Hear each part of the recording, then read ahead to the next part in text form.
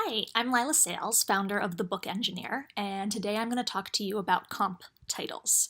So comp titles stands for comparative titles or competitive titles. And what this means is these are the books that would sit next to yours on a bookshelf, or these are the books that a reader who enjoyed them would also enjoy reading your book as well. Everyone uses comp titles as a way to position a book. That is to say, they use it to give you a sense of what to expect from that book even before you've read it. An agent uses a comp title in order to sell a book to an editor. The editor uses a comp title in order to position that book in-house for their marketing and sales teams, and to tell them again what the expectations are going to be.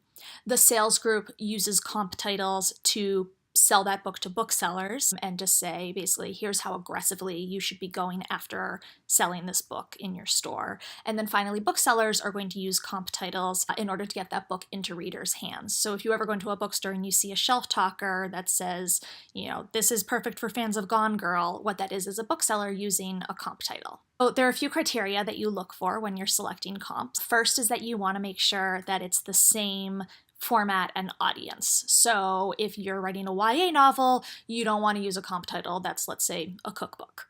Second, the title that you use as your comp should be something that has sold well. So it's not really helpful to compare your book to a book that nobody's ever heard of, because at that point you're just saying like, oh, my book also won't sell well like this other book that didn't sell that well. So you want it to be something that people have some familiarity with. On the flip side, you don't want your comp title to be something that's such a runaway success that nobody's really going to believe you. If you say, my book is going to be the next Harry Potter, that's so non-specific as to really be not helpful with positioning. Finally, a comp title should be something that's recent. You don't want to compare your book to Catcher in the Rye or The Great Gatsby, because when they were published, the market was so different that that information isn't really relevant anymore.